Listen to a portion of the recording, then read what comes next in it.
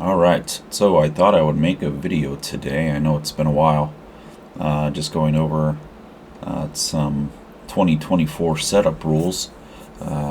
This year's been pretty good so far, so I wanted to make a video to kind of document some changes I made for the new year and just to give some insight here as to what I'm looking for on a daily basis. A lot of times, people get the idea that trading stocks is risky and there's a lot more to it than there actually is. Number one, it can be risky if you don't know what you're doing. So with that in mind, I have some criteria that I have up here that I use on the daily to kind of narrow my scope for the stocks that I'm looking for. We'll just go over them real quick. I'm typically trading stocks that are up over 8% from the close from the day before. I use a scanner, which you see over here, to filter out all the stocks that are moving on the day to tell me which ones to concentrate on.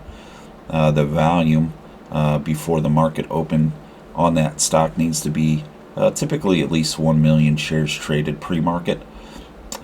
It's pretty typical, though, for me to be trading stocks that are up over 10 million shares of volume when I actually do enter the trade. So 1 million I just use kind of as a starting threshold, so I can kind of keep an eye on the stock as it moves up higher, right? I don't want to catch stocks at the moment that they meet my criteria. I want to see the stocks coming before they actually get into range. Price on the stocks typically that I'm trading, 75 cents to $50.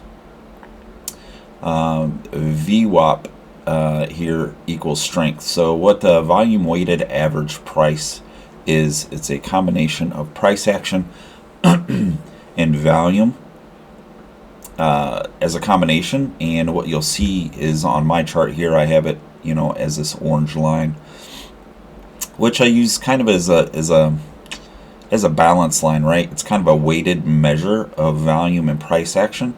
And typically what you're going to see is when price is trading above this volume weighted average price, it equals strength, it equals momentum. If it's trading below the volume weighted average price, it means that the strength of the stock and price action is a little weaker. Okay, and as we look at this 5-minute chart over here, what we can do is we can pretty much see the trend of this price action here in a downward motion. But the reason why I have the stock on my radar is because even at this price action here, it is still moving up 95% from the close the day before. So it's still a strong stock here, and we'll see why as we go through here. So I am using the on-demand feature from Thinkorswim just to go over this as a lesson, right? I have the advantage of knowing what the price action is going to be, but I want you to take away from this lesson the setups that I'm looking for and the quality of the setups, right? So the probability is going to increase that the trade is going to be a winning trade. The more critical you become in looking at your setups on the trades, right? A lot of times people will take trades just for the sake of trading. I'm guilty of it. No trade is going to be a perfect trade, but really this video here is about looking at the quality of the setup and when and where to take the trades, right? Where are your exits and entries? Now, most of my trades are very quick. We'll refer to them as scalp trades. I'm in the trade and I'm out of the trade within a matter of seconds. So I'm capitalizing on the momentum of the move. And as we get into this lesson here a little longer, we'll break that down a little bit. Back to here. So again, VWAP equals strength. As a beginner, only take trades, only look at setups that are trading on price action that is moving above this volume weighted average price line, right? And price action here is represented as a candlestick chart, which is the most common chart that you'll see when trading the markets. There are other type of charts people use out there, but this candlestick chart here is the most common.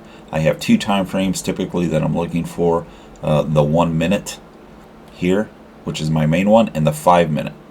Now typically what I do in the morning is I utilize the 5 minute to mark out my support and resistance levels. Okay, and the reason why that's important is you want to understand where the market is hitting resistance and where it's hitting support based on these price actions here. So what you'll find is that as I mark them on the 5 minute, they'll pretty much coincide with the price action on the 1 minute here. So as we look at the 1 minute, we'll extend it out here. So what I want to do here is I would just want to take a few minutes on the stock that I'm interested here. I'll go and mark the high here at 309. Okay, and then I'll look down here, and what I'm looking for are areas where the price has hit. You know, it's tried to move up, but it's hit some resistance, right? So maybe I'll mark an area in here. Maybe I'll mark this here. And what you'll find sometimes is prior resistance becomes future support. So where we had some resistance here at 253, you know, once it did move up above 253 and it came to settle back down, that 253 level offered some support until it eventually dropped back below. So I just take a few minutes and I mark out these areas here. This takes a little practice, but it's all visual, right? And once you get the hang of it, you can just come in here for a few minutes and just start marking some areas, right? And these are just going to be kind of visual focal points for you to use as you're looking at your 1 minute, because this is going to be your primary here. Well, it is for me at least. Some people use some different time frames, but for me, I just use the 1 minute. All right, we're going to go back here. And if you want to get in here and get to some more, you know, some real nitty gritty, you can mark some levels in here on the 1 minute as well. Okay, and what these are doing is they're just marking us areas that we want to be mindful of as we, you know, get into trades. These may be, you know, selling areas, right? If we get into a trade on the dip and it moves up to 210, we may look for 210 to be, you know, some profit taking points here. All right, so typically that's what I do on a lot of the stocks that I'm trading for the day is I'll go and mark out these levels, you know, for future reference. But what I really want to get into on this lesson here is, even though the stock here is moving below this volume weighted average, let me edit this one here to make it a little wider. And of course it makes it. Okay. Bear with me here. Get rid of this. Okay, again, as a beginner, you're not really going to want to be looking to take trades on stocks with price action that is moving below this orange line, right? Because right now this stock is not showing me any strength. Once it starts moving towards this orange line or moving above this orange line, I'll take it a little more seriously. But for the purpose of this video, I just want to kind of, you know, make that statement. As a beginner, really stay away from stocks that are moving with price action below the volume weighted average price. Okay, so again, this is the on-demand feature here. This week was a pretty hot week, so I picked a couple stocks that were moving pretty good. MGIH and BMR. We're going to concentrate on MGIH from Monday. It was up, you know, close to 100% at the open. So let me go ahead and play this, because even though I want you to see that even though it's below the volume weighted average line, we're keeping an eye on it, right? Because it's starting to shift its momentum. And what I'm doing is I'm watching it to see if it continues to move pretty strongly towards this volume weighted average. Now, I have all these blue lines marked, right, for price action on the 5 minute. But we also want to utilize the volume weighted average line as a support and resistance level as well, right? So what I'm watching here is I'm watching for maybe a big sharp move up to the volume weighted average. Okay? And again, I'm not so concentrated in breakout levels this year. I spent the first number of years really concentrating on capturing breakouts, and what I've revamped for 2024 is not to be so quick to be in the same boat as everybody trying to capture the breakout. So what I'm doing is I'm waiting for the breakout to occur, seeing if the breakout is going to maintain its breakout status, or it's going to flush, right? It's going to be a false breakout. But as we can see, this big move up right here, right? See this big move towards the volume weighted average price? Now I'm going to pause it here, because what I want to focus on is the size of the candlestick here, right? See how this candlestick here is pretty much, the body of this candlestick is bigger than most, if not all, of these previous candlesticks here, right? So what this tells me is that there's some decent momentum going on here, right? And even though it hasn't broken above this volume weighted average price, it is moving towards it. Okay. Now, what I want to focus on here is not so much the breakout of the volume weighted average price line here, but the price action that's taking place right now in this big push up, right? Because we're looking at this on a 1 minute time frame, right? Each candlestick represents 1 minute. Okay, but there's a lot going on in this minute, and there's a lot of opportunity taking place in this movement here. So I'm going to back this up a little bit, because I really want you to focus in on what's taking place and the opportunities to get in and buy dips in this price action on the 1 minute in this scenario where we have this big momentum push to the upside. Okay, so let's go back to the 39-minute mark. Okay, and just as an example, as this pushes up, I'll set this for like 1,000 shares, right? So as we push up here, I want to show you kind of the in and out here. So again, what we're doing is we're watching this, right? Because we anticipate a move towards volume weighted average. We're not really being, we don't want to be the first ones to the party here, right? We want it to prove itself. So we're waiting for the big push to the upside. And as it pushes to the upside, we're waiting for the dip in price action, because you have people that are going to be selling off there, right? Okay? And we're taking advantage of that dip in price action. Okay, so we have the push up. Now we're going to wait for the dip.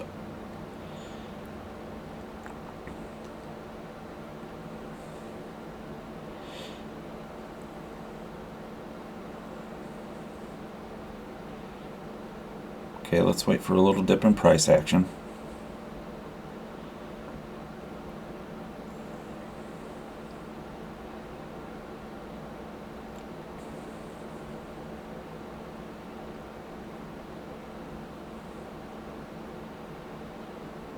Okay, see how we're coming down. So let's buy it there. Let me pause it here.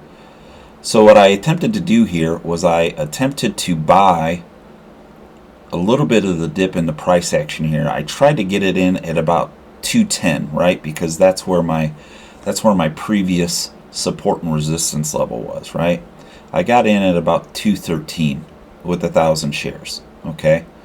Now, could I have gotten in on some dips on this candle back here at 839? It didn't, I could have gotten in on some dips there, but, if I'm being honest, it didn't dip down far enough for my liking, right? So, a little bit of this is just feel and a little bit of intuitiveness, right? As you get familiar with how price action moves, you have to set a comfort level. And for me, I just chose not to get in on any of those little dips, right, within that 839 level. But when price started coming back in here and it dipped down to this support level at 210, I decided to get in with 1,000 shares, right? Here's the advantage to buying the dips. One of them, if the price action, if you buy at the top, if I were to buy at 219, anticipating a breakout, and the stock didn't break out, and it dropped down to 210, I would have been out 9 cents a share, right? 9 times 1,000 shares, I would have been down $90, okay? Instead now, I bought in at 213. I bought in on the dip, right? I'm not buying at the highs. I'm not buying at the high points, the peaks. I'm waiting for the dips and price action because now I'm in at 213.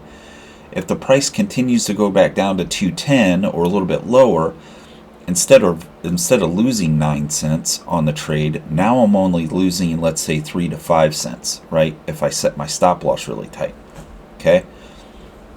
So let's go ahead and pick this back up. And let's see what this stock does. Okay, again, I'm in on those 1,000 shares. Okay, now it's moving up to the volume weighted average price, right? And now our original plan or thought for the stock was it's going to try to push up the volume weighted average price, right? Because it's a strong stock moving in the morning. Now it's up over 120%, right? Here's the other thing.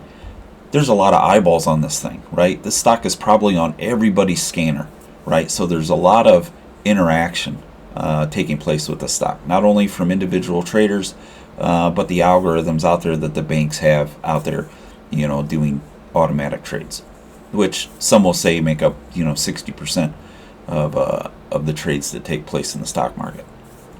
So what we anticipated, right, actually kind of came to fruition here, and the stock moved past the volume weighted average price. Now, going back to the reason why I marked these levels out, right? What is the next level?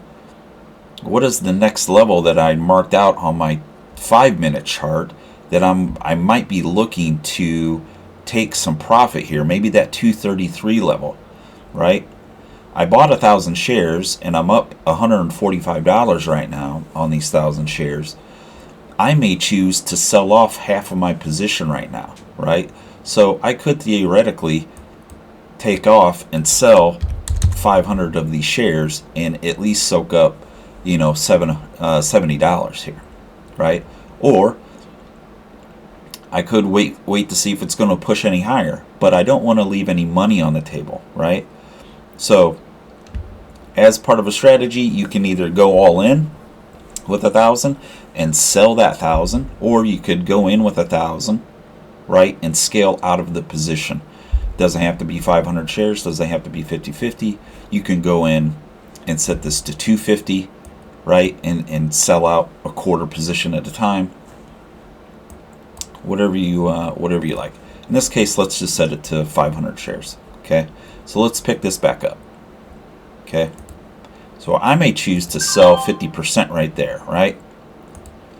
Now, as we can see, the stock is still moving higher, right? I've sold 50% of my position. I'm up $125 on the trade. Okay, it's getting a little extended here. Okay, it's getting a little extended on this price action. So I may choose, and it blew past the 233 and came up to the next level, our next resistance level at 242. Okay, so we may choose to maybe set this to 250. Okay,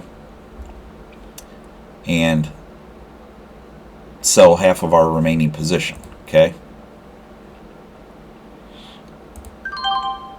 So as we get up here, okay, so it got a little weaker, but what I want you to see here in this action here is, even though I was selling those quarter positions, there were still areas that we could have profited in this move here as well. We could have added to that position instead of selling. So let's back up here a little bit. Let's go back to 15. Now again, we're doing this as a lesson in hindsight because we already know, what the price action is going to do. But again, this video is about learning what to look for with the price action movement, right? So here's what I want you to see. As this stock moves up, it reaches a high of 242, but what I want you to watch is what the price action does when it hits that resistance level.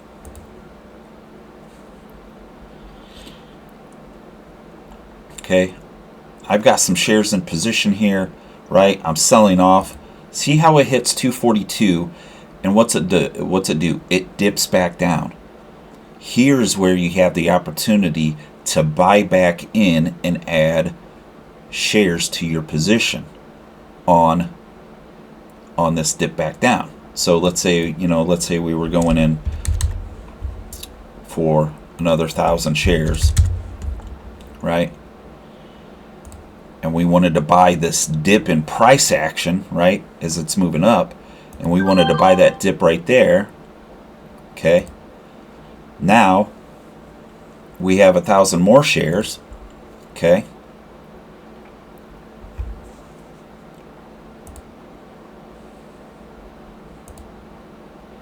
and again, we're waiting for the price action to move back up with our additional 1,000 shares that we bought in. We got in at 232. Okay, so I may choose to sell this, right? Even though we're at another 40 bucks, right? We could sell, that position there.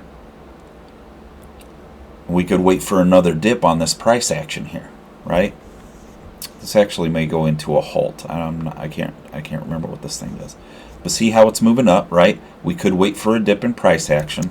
It's a little extended, so I want to see a pretty good dip here. I don't want to buy. You don't want to buy at the top of this move here. This is absolutely not a spot that you want to buy. And here we're going into a halt, right? You don't want to be stuck in a halt. Some people play halts as a strategy. I do not like playing halts as a strategy because you don't know where this price action is going to open up at after the halt. Now, some people that are in this halt with 1,000 shares or whatever they're in could get lucky and it could open higher. But you just don't know what the price action is going to do here. Okay, so again, going back here, right?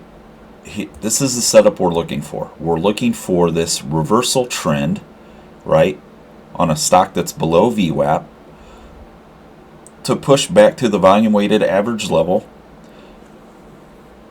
We're anticipating the breakout, but we're not so keyed up into making sure that we are part of the breakout as it happens, right? What we're doing is we're waiting for the breakout to happen, right? And we're gauging the price action after the breakout takes place, right? Because this could have went over volume weighted average and then immediately flushed to the downside, right? If I'm trying to get in here for the break and I buy 1,000 shares into this break and it flushes down on me, right? I don't want to be involved in that. So what we do is we wait for the big push, we wait for the reaction, right? We wait for the dips in the price, and we buy the retest of the high, right? We're not buying the high points here because if we buy here at 262, we're too late to the game. What's the probability that the stock is going to continue higher once it reaches this high of 262? Now we're in a halt. It could resume higher, but we do not want to be buying stocks at the height of the price action. Concentrate your buying at the dips, right? Whether that's in this 1 minute time frame, whether it's a retrace level like we did back here. We bought this dip back here. I don't know why my arrows aren't doing what they're supposed to be doing. Okay.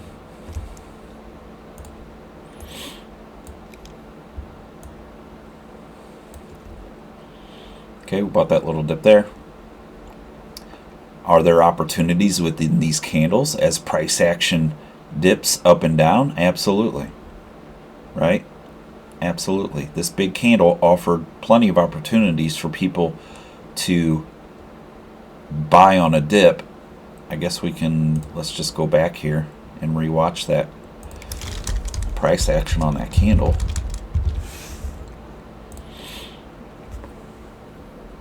You know, a lot of trading is just sitting on your hands and waiting for the opportunity, right? So as we watch this candle move up, I want you to think to yourself, where are areas in this price action that I could have gotten in on a dip as the price drops and sold on the retest as it moved higher, right? So as we watch this candle move, it breaks past the volume weighted average price, right? Okay, we have a dip there. Could have sold up here, have a dip there, comes back down, could have bought the dip there.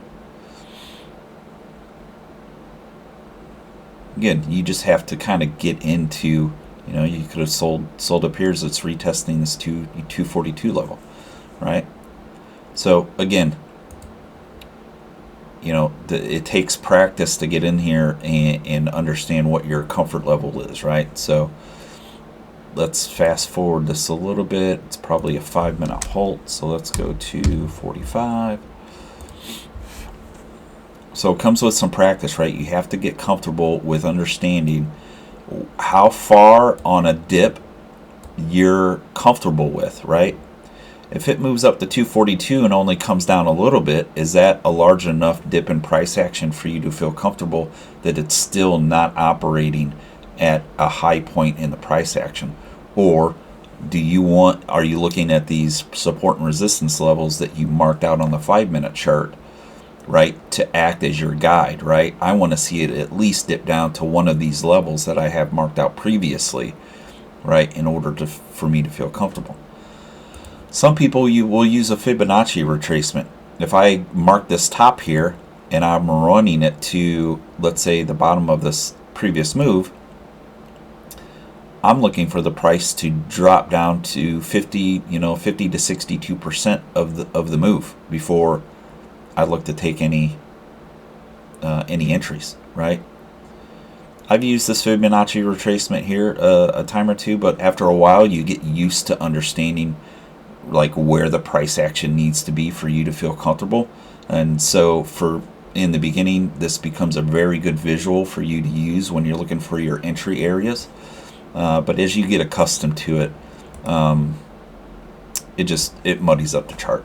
So at this point, I'm pretty comfortable in understanding where I want the price action to come down to on a dip to be able to get into it. All right, so let's watch this here. Let's see if it moves. It may open higher, it may not, but you don't want to be involved in these trades. Okay, so dip definitely opened higher. Went back into another halt. You just never know on halts what it's going to do, right? So as it opens up, let's just take a look and see what it does. Because it may have offered some opportunities to get in on a dip trade as it moves up, or it may just shot right into the next halt level.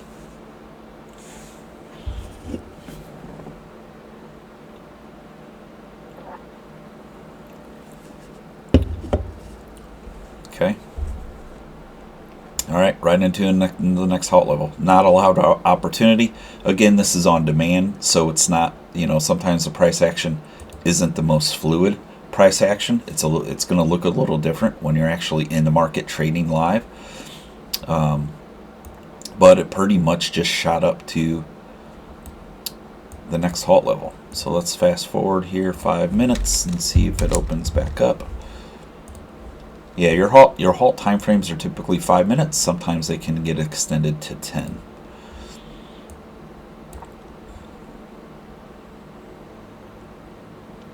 And this doesn't happen it happens frequently, but it doesn't happen that frequently where, you need to be concerned about it. My recommendation to anybody out there trading is just to stay out of them, right? And wait for them to settle down and then trade the price action once things settle down. Okay. See how that price action went all the way back down to 324, and now we're moving. See how it's, it's on demand, so it's not really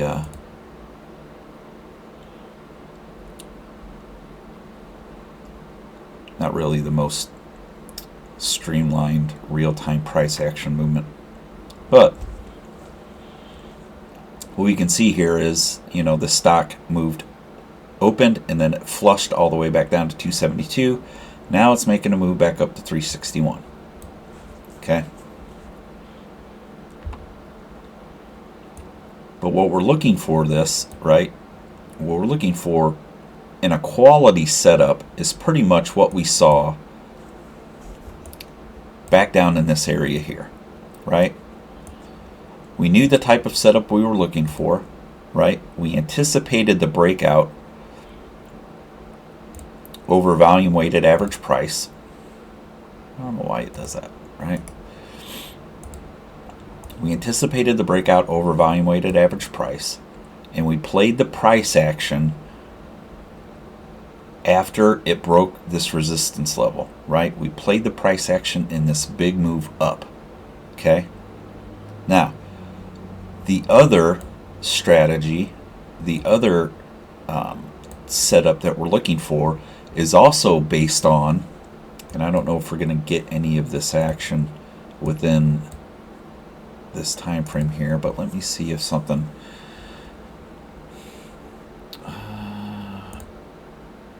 Oh, that's 10 minutes.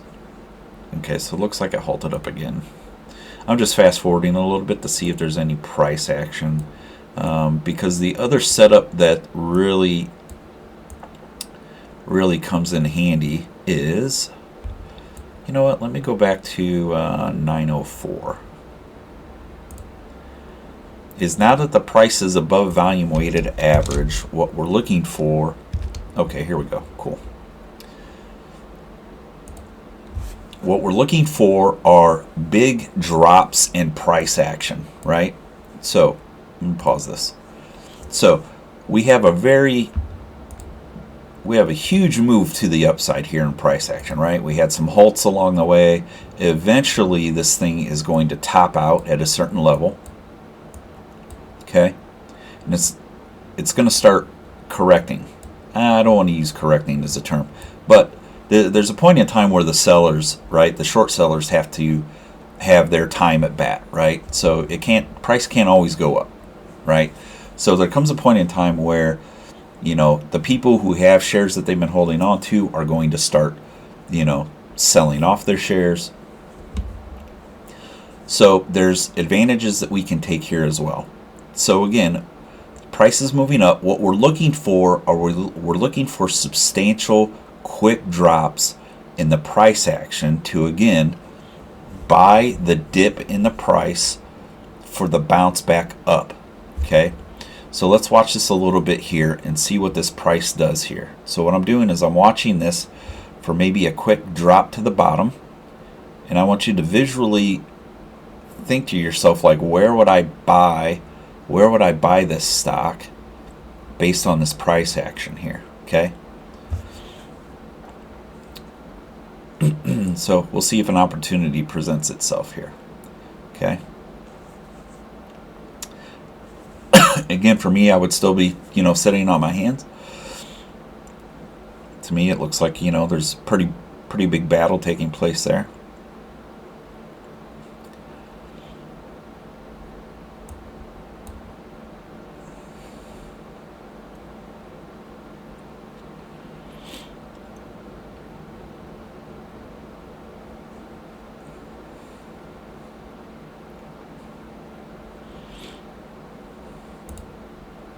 Okay, now some people may choose to take an entry as the price moves back above this last candle here.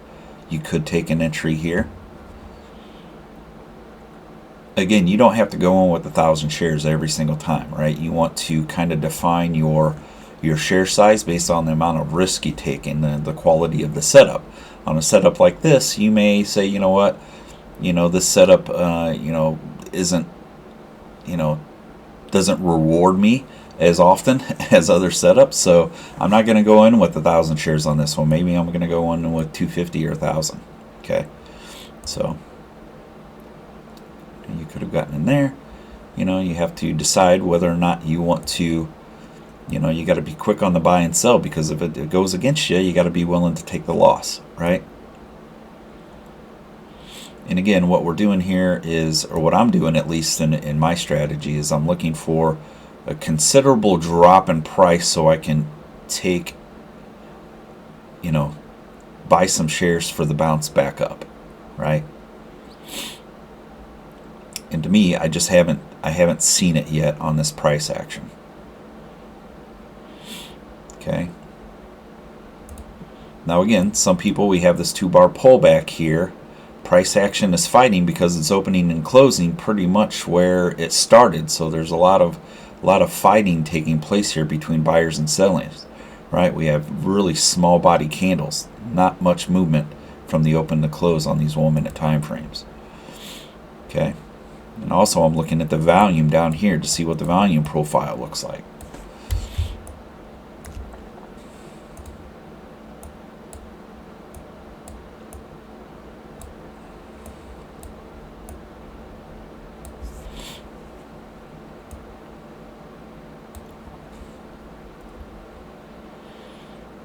Okay, and for me, you know, because this is pull back, you know, what I'm doing is I'm looking at this level. See how it hit this level 3 times, right, and rejected.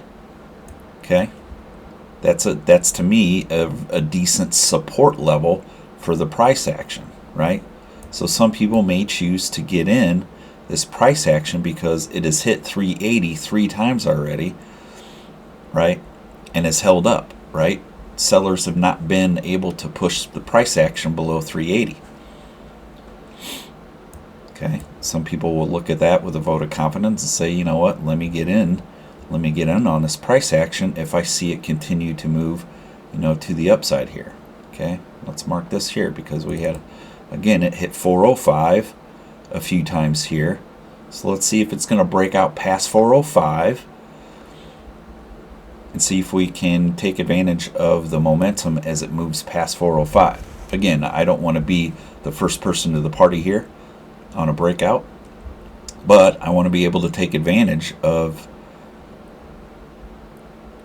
the price action movement if and when it does break past that 405 level.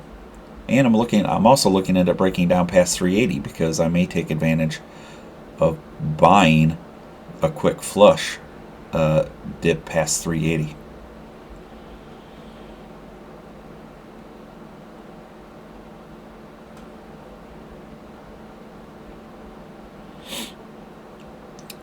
And again, you're not seeing me in and out of these trades. You know, sometimes you'll see people trading, you know, in and out constantly, right? I'm waiting for confirmation.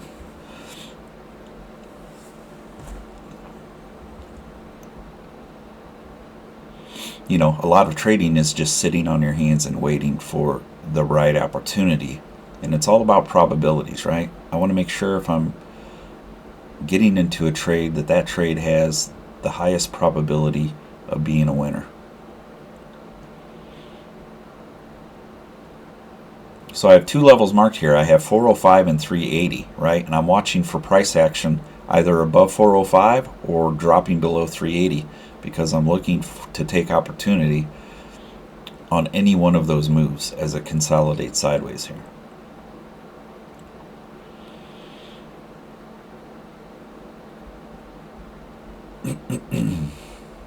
And I can tell by looking at the volume profile here, see how the volume per minute is getting lower, right? Shows me, you know, there's a weakening, maybe a weakening trend to the price action, you know. Could be an indication that the price will eventually drop below the 380 level. But again, I'm not in a hurry to get into a trade unless I feel that the quality of the setup is there.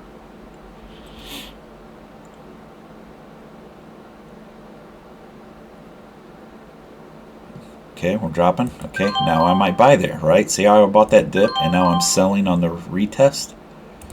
Okay, So I want to back that up a little bit because I want you to see the advantage of buying these quick flush dips here. Okay, we'll mark that at 350. Okay. All right, so let's go back a few seconds. Let's go back to 9:30. That's the thing about the Thinkorswim platform, is that it has this on-demand feature, so you can go and back test the strategy. You can replay the stock over and over again just to get yourself practice on getting in and out of these setups, right? But what I want you to see is I had these two levels marked out, right? Because price action is king, right? That's really all I ever look at: price action and volume. And I have these levels marked out, right? Because obviously this 405 level was a key level, because price action, tried to go above it, it got knocked back down, right? Tried to go above it, got knocked back down. Then it came down to 380. Buyers stepped in and weren't allowing the price action to go below 380. So I have those two levels marked out, right? And I'm watching price action for moves either above the resistance or below the support at 380, right? And I'm ready to capitalize on any one of those moves, right, once one of those levels is broken. So let's go ahead and play this again, and I'm going to pause it where you saw me take that entry there.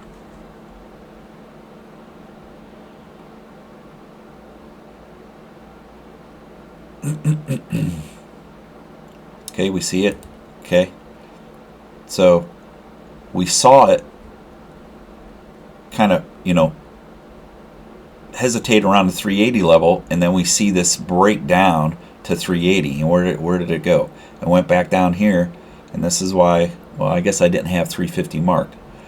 But half and whole dollar areas are kind of unhidden areas of support and resistance. If you think about just people and human nature, right? Quarter dollar, half dollar, whole dollars, people are always, it's just kind of a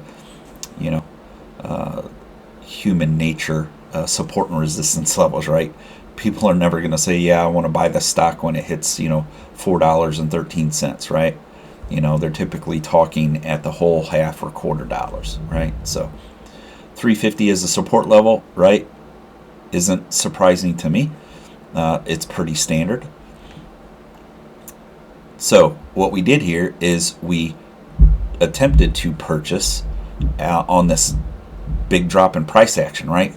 Huge drop in price action. We're buying this dip, and we're selling on the bounce off of the floor, which is the support level, right?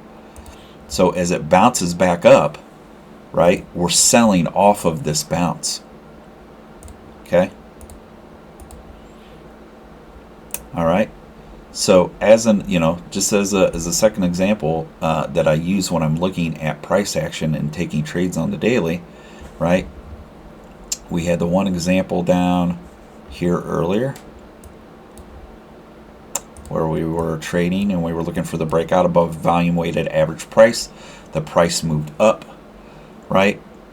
We weren't trying to be the first one to the game, right? Waited for the dips in price action off the big push up, right? Because again, we're buying the dips, right? And we're selling on the pops back up to test